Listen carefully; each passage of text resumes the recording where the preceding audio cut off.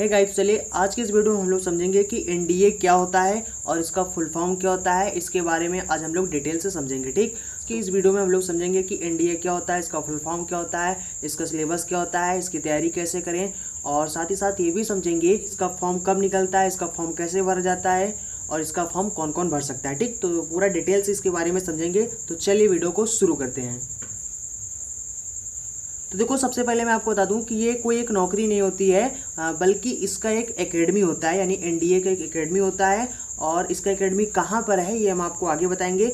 तो सबसे पहले समझते हैं कि एनडीए, अब ये एनडीए जो होता है इसका एक एग्ज़ाम लिया जाता है। एग्ज़ाम लेने का काम यूपीएससी करता है। यूपीएससी क्या होता है, यानी यूपीएससी का मतलब होता है, इसका फुल फॉर्म होता है यूनियन पब्लिक सर्विस कमीशन, जिसको हिंदी में बोलते हैं संघ लोक सेवा आयोग। ठीक, तो ये होता है इसके बारे में। और उसके बाद और मान लिया कि आपने इसका एग्ज़ाम दिया और आप एग्ज़ाम पास कर गए। ठीक, अब इसके बाद क्या होगा, अब देखो यहाँ पर आपको इसके लिए चलिए सबसे पहले समझते हैं कि इसके लिए कौन कौन से में नौकरी मिलेंगी। ठीक, मान लिया आप इसका एग्जाम पास कर ले गए तो इसके लिए आपको नौकरी मिलेंगी। 3 नौकरियों में से कोई भी नौकरी मिल सकती है। कौन कौन से, एक तो इंडियन आर्मी, इंडियन एयरफोर्स और एक होता है इंडियन नेवी। ठीक, तो इन तीनों नौकरी में से आपको कोई भी नौकरी मिल सकती है। कौन सी नौकरी मिलेगी ये मैं आपको आगे बताऊंगा। ठीक, अब यहाँ पर सबसे पहले समझते हैं कि एनडीए का फुल फॉर्म क्या होता है। ठीक, इसका फुल फॉर्म होता है नेशनल डिफेंस एकेडमी, जिसको हिंदी में बोलते हैं राष्ट्रीय रक्षा अकादमी। ठीक, और इसका जो एकेडमी है ये आपको पुणे में मिलेगा। तो देखो ये है इसका एकेडमी। ठीक, और ये एकेडमी कहाँ पर मिलेगा आपको, ये मिलेगा आपको महाराष्ट्र, जानते हैं ना, महाराष्ट्र के पुणे जिले में आपको मिलेगा खड़कवासना झील के किनारे। ठीक, ये है खड़कवासना झील, इस झील के किनारे मिलता है। ठीक, एकेडमी। और ये जो एनडीए की एकेडमी है ये बहुत बड़ा एकेडमी है, बहुत अच्छा एकेडमी है। अच्छा इसलिए है क्योंकि ये एक झील के किनारे है, तो इसलिए झील के कारण इसकी जो सुंदरता है वो और भी ज़्यादा इंक्रीज हो जाती है। ठीक, तो ये इसका एकेडमी है। अब देखो, मान लो कि आपने एनडीए का एग्ज़ाम पास कर लिया। ठीक, अब इसके बाद क्या होगा, अब यहाँ पर जो एसएसबी है वो आपको इंटरव्यू के लिए बुलाएगा। तो जब एसएसबी आपको बुलाएगा तो वहाँ पर आपका फिजिकल टेस्ट होगा, ग्रुप डिस्कशन होगा, इंटरव्यू होगा। ठीक, ये तीनों चीज़ें वहाँ पर एसएसबी आपसे कराएगा। ठीक, और इसके बाद अगर आप एसएसबी का एग्ज़ाम भी पास कर गए, एग्ज़ाम का मतलब होता है जो ये फिजिकल टेस्ट है, ग्रुप डिस्कशन है, इंटरव्यू है, अगर आप इसका इंटरव्यू पास कर गए तो यानी कि पहले तो आपने एनडीए का पास किया, अब इसके बाद आप एसएसबी का जो इंटरव्यू है इसको भी पास कर गए, तो अब इसके बाद क्या होगा, अब आपको भेज दिया जाएगा नेशनल डिफेंस एकेडमी। तो वहाँ पर क्या होगा, वहाँ पर आपको 3 सालों तक ट्रेनिंग दिया जाएगा। ठीक, अब उन 3 यानी कि जो 3 साल आपको ट्रेनिंग दिए जाएंगे वहाँ पर आपको देखा जाएगा कि आपका परफॉर्मेंस कैसा है। ठीक, आपकी परफॉर्मेंस के हिसाब से या फिर आपके पसंद के हिसाब से वहाँ पर आपको मिलेगी नौकरी। ठीक, अब वहाँ पर आपको इंडियन आर्मी की भी मिल सकती है, इंडियन नेवी की भी मिल सकता है और इंडियन एयरफोर्स का भी मिल सकता है। ठीक, अब इसके बाद देखो, अब मान लो कि आपको इसमें से किसी एक नौकरी मिल गई। ठीक, मान लो आपको इंडियन आर्मी की नौकरी मिल गई। अब इसके बाद क्या होगा, तो अगर आपको इंडियन आर्मी की नौकरी मिल गई तो यहाँ पर अब क्या होगा, अब इसके बाद तो देखो, इनमें से जिनको इंडियन आर्मी की नौकरी मिल जाता है तो उनको भेजा जाता है आईएमए देहरादून। ठीक, आईएमए क्या होता है, ये इस एकेडमी का नाम होता है। आईएमए का फुल फॉर्म होता है इंडियन मिलिट्री एकेडमी। ठीक, तो ये इसका एकेडमी है। यहाँ पर इंडियन आर्मी को भेजा जाता है, जो इंडियन आर्मी। और यहाँ पर क्यों भेजा जाता है, यहाँ पर इनका फिर से 1 साल ट्रेनिंग होगा। सबसे पहले जब एसएसबी के यानी कि इन्होंने इंटरव्यू पास किया तो वहाँ पर क्या किया गया, इन्हें नेशनल डिफेंस एकेडमी यानी वहाँ पर इंडिया का जो एकेडमी है वहाँ पर 3 साल के लिए ट्रेनिंग के लिए भेज दिया गया। ठीक, भेजने के बाद वहाँ पर इनको चेक किया गया कि किस चीज़ के ये लायक हैं, तो उनको वो नौकरी दे दी गई। ठीक, अब उनमें से अगर आपको आर्मी की नौकरी मिल रहा तो आपको आईएमए देहरादून भेजा जाएगा। और अगर मान लो कि आपको मान लो इंडियन नेवी की नौकरी मिल गया तो वहाँ पर आपको क्या भेजा जाएगा, तो उसके लिए आपको इस कॉलेज में भेजा जाएगा। ठीक, ये एकेडमी होता है और ये एकेडमी होता है केरल में। इस एकेडमी का नाम है इंडियन नवल एकेडमी। नेवी की नौकरी पाने वाले को भेजा जाएगा इंडियन नवल एकेडमी में। ठीक, उसके बाद मान लो कि आपको इंडियन एयरफोर्स का मिल गया। ठीक, जिनको एयरफोर्स का नौकरी मिल जाता है उनको भेजा जाता है आईएफए हैदराबाद। ठीक, ये इसका एकेडमी है हैदराबाद वाला। ठीक, तो यहाँ पर देख सकते हो। इसके बाद क्या होगा कि 1 साल तक यानी यहाँ पर इनका ट्रेनिंग होगा और 1 साल ट्रेनिंग होने के बाद फिर इनको क्या होगा कि सेना में भर्ती कर लिया जाएगा। ठीक, तो इस तरीके से होता है एनडीए द्वारा जो नौकरी मिलती है उसका प्रोसेस। ठीक, तो चलिए इसके बाद अब हम लोग समझते हैं कि एनडीए का जो सिलेबस है वो क्या होता है, मतलब अगर हम इसकी तैयारी करें तो कैसे करें, क्या पढ़ें हम इसके बारे में। ठीक, तो चलिए इसका सिलेबस सबसे पहले समझते हैं। ठीक, तो इसका जो सिलेबस है वो मैं आपको बता दूं। सबसे पहले तो देखो एनडीए का जो सिलेबस है इसको दो भागों में बांटकर पढ़ा जाता है, ठीक। एक तो होता है मैथ और एक में होता है आपका जनरल एबिलिटी टेस्ट, ठीक, जिसको बोलते हैं हिंदी में सामान्य योग्यता टेस्ट, ठीक।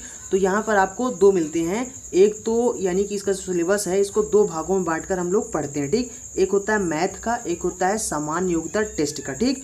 अब यहाँ पर देखो क्या होता है कि जो यानी कि सामान्य योग्यता टेस्ट में देखो क्या होता है, यहाँ पर आपको अंग्रेजी मिलेगी और जनरल नॉलेज मिलेगा। यानी कि जो सामान्य योग्यता टेस्ट में जो क्वेश्चन होते हैं वो एक तो होता है अंग्रेजी का और जनरल नॉलेज इसमें होता है, ठीक। अब यहाँ पर जो मैथ के क्वेश्चन होते हैं, मैथ में कौन कौन से चैप्टर होते हैं, तो मैथ के लिए देखो जस्ट 1 सेकंड में आपको बताता हूँ। तो देखो मैथ के लिए जो क्वेश्चन होते हैं वो होते हैं, देखो मैथ में आपको क्या क्या पढ़ना होता है।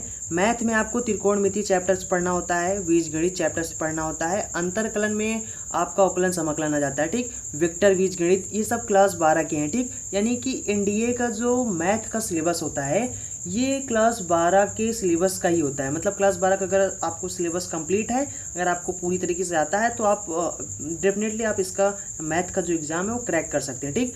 उसके बाद है यहाँ पर समाकलन, समाकलन के क्वेश्चन भी पूछे जाते हैं, ठीक, मैथ में। और उसके बाद अंग्रेजी में देखो यहाँ पर आपको जो सामान्य योग्यता टेस्ट होता है इसमें अंग्रेजी क्वेश्चन होते हैं और जनरल नॉलेज के होते हैं, ठीक। अंग्रेजी में क्या क्या होता है, अंग्रेजी में आपसे ग्रामर पूछा जाता है और जो वोकैब होता है उसको पूछा जाता है, कॉम्प्रीहेंशन भी होता है, ठीक। ये सब क्वेश्चन पूछे जाते हैं।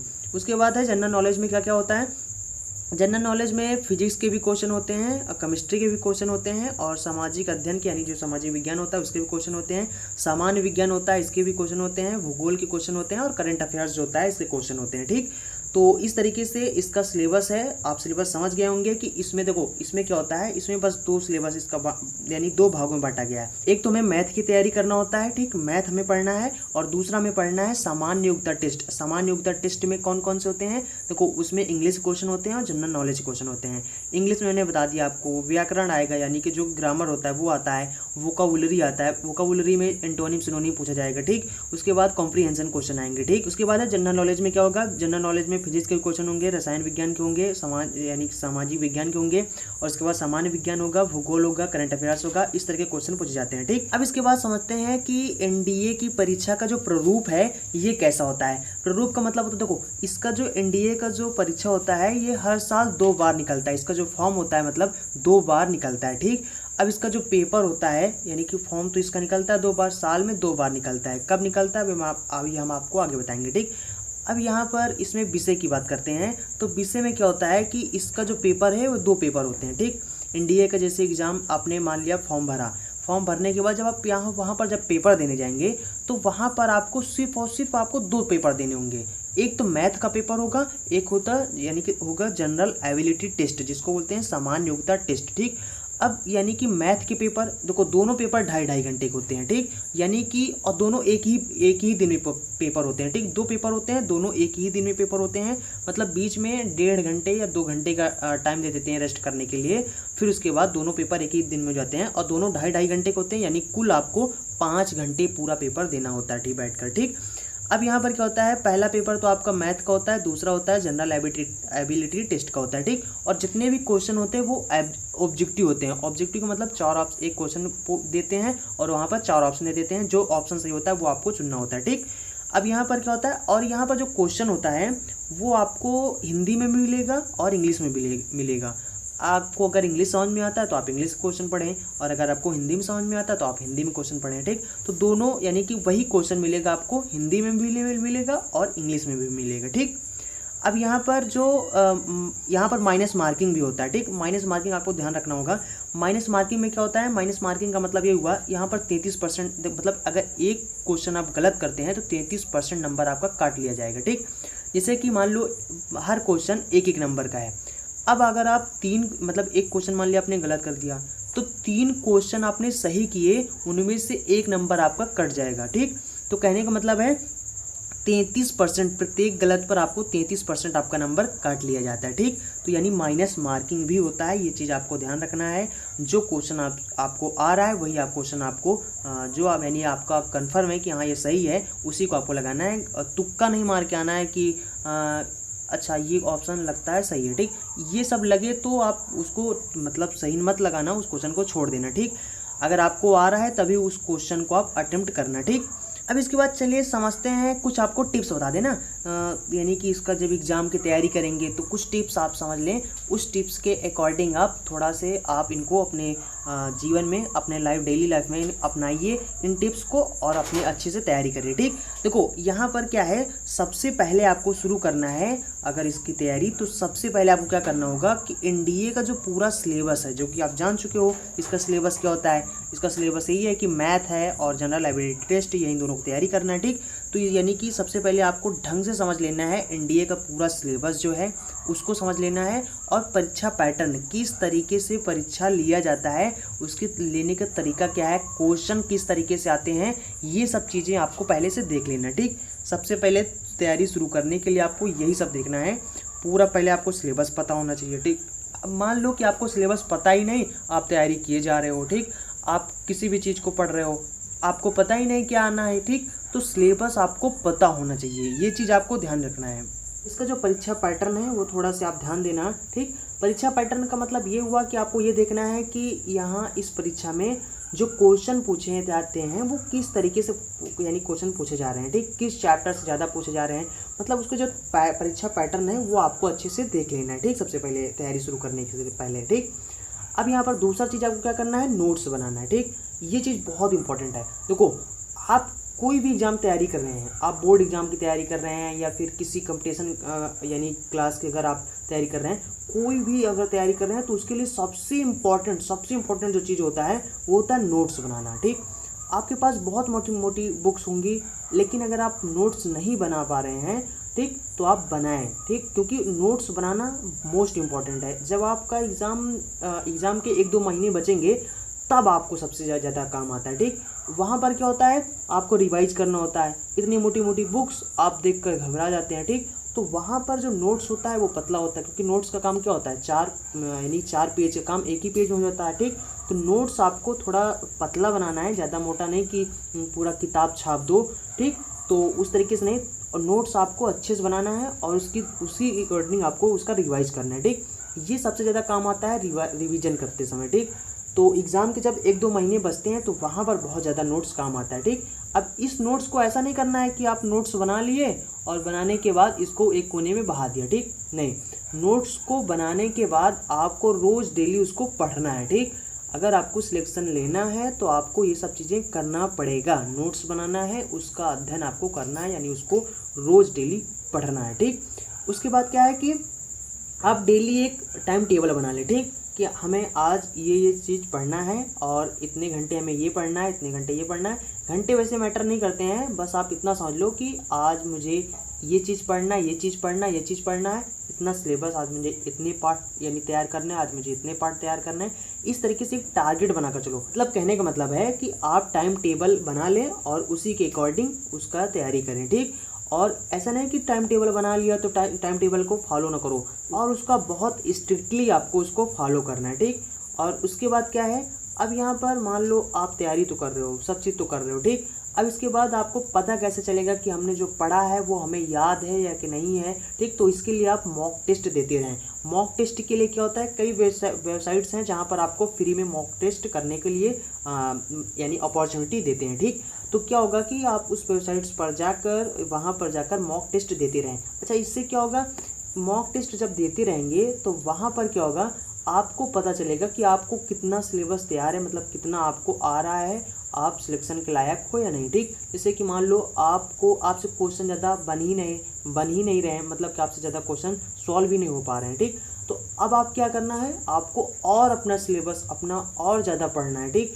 मतलब अपनी तैयारी को और तेज़ कर देना है। ठीक, तो कहने का मतलब है मॉक टेस्ट देते रहें और देखते रहें कि आपको कितना तैयार हुआ है। ठीक, और सबसे इम्पॉर्टेंट चीज़ जो होता है वो होता है पिछले साल के क्वेश्चन को सॉल्व करना। जैसे कि पिछले वर्ष में जो पेपर हुए हैं, यानी प्रीवियस ईयर के जो पेपर होते हैं क्वेश्चन पेपर, उसको आपको लेना है और उसको रोज डेली आपको सॉल्व करना है। ठीक, उससे बहुत ज़्यादा आपके अंदर जो कॉन्फिडेंस है, जो विश्वास है, आत्मविश्वास है, वो बढ़ेगा। ठीक, तो इसको क्या करना है, आपको सैम्पल पेपर लेना है और सैम्पल पेपर को हल करना है। ठीक, सैम्पल पेपर मतलब प्रीवियस ईयर पेपर जो होते हैं, ठीक, उनको आपको सॉल्व करना है। ठीक, तो देखो चलिए यहाँ पर समझते हैं कि एनडीए का जो आवेदन पत्र होता है, यानी आवेदन पत्र, इसको कैसे भरा जाता है। ठीक, मतलब इसका जो फॉर्म है वो हम कैसे भरें ऑनलाइन। ठीक, तो देखो सबसे पहले आपको बता दूं कि इसका जो फॉर्म होता है वो 2 बार, हर वर्ष 2 बार निकलता है, ठीक। हर साल मतलब एक साल में 2 बार निकलता है, ठीक।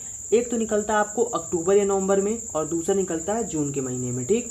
तो अब यहाँ पर क्या होता है, एनडीए का जो रजिस्ट्रेशन होता है ये 2 भागों में होता है, पार्ट 1 और पार्ट 2 में।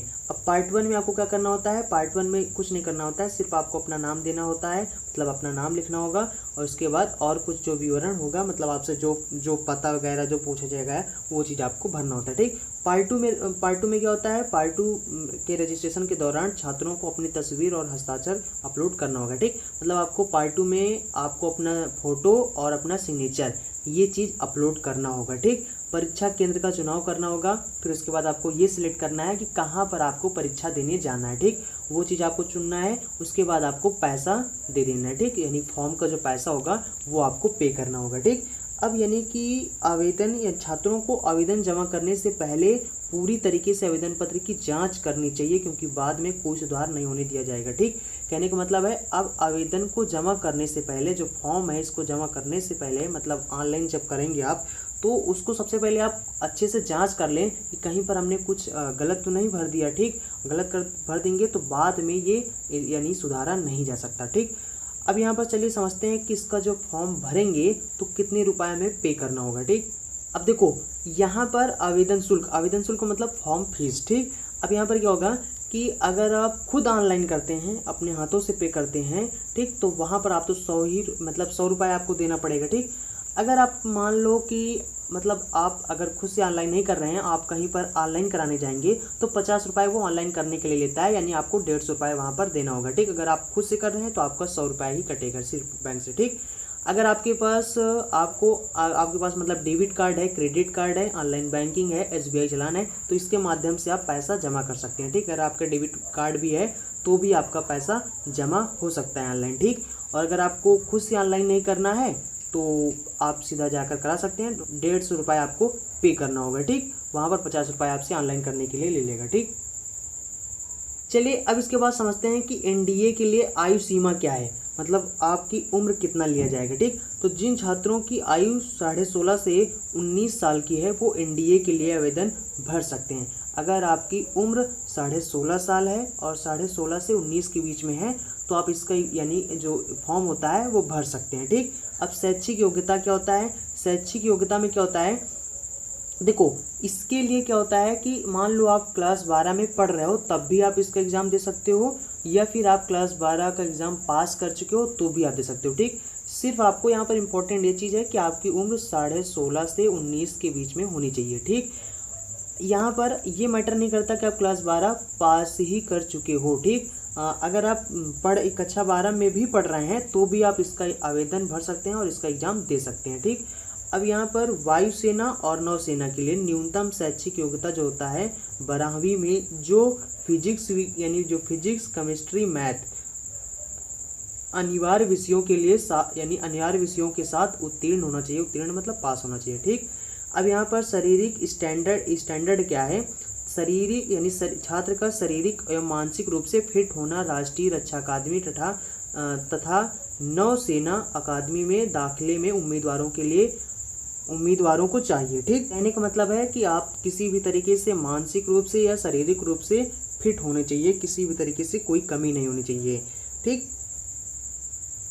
यहाँ पर समझते हैं कि एनडीए की परीक्षा का परिणाम कहाँ से देखेंगे, ठीक। तो परीक्षा के परिणाम छात्र ऑनलाइन यूपीएससी के वेबसाइट पर देख सकते हैं। छात्र ऑनलाइन वेबसाइट पर जाकर अपनी लॉगिन डिटेल्स डालकर परीक्षा फल देख सकते हैं, अपना रिजल्ट यानी देख सकते हैं। उम्मीदवार परीक्षा फल PDF फॉर्मेट में देख सकते हैं। जो छात्र सफलतापूर्वक परीक्षा में क्वालिफाई होंगे वो SSB इंटरव्यू में भाग ले सकेंगे, ठीक। वो आई होप आप एनडीए के बारे में पूरे डिटेल से समझ गए होंगे। अगर आपको कोई भी डाउट है तो आप वीडियो को पीछे करके फिर से देख सकते हैं, ठीक। तो आई होप आप समझ गए होंगे। और अगर आपने अभी तक हमारे चैनल को सब्सक्राइब नहीं किया तो चैनल को सब्सक्राइब कर लें, और जिन्होंने इस वीडियो को लाइक नहीं किया तो वीडियो को लाइक कर दें, ठीक, अगर आपको पसंद आया है, ठीक।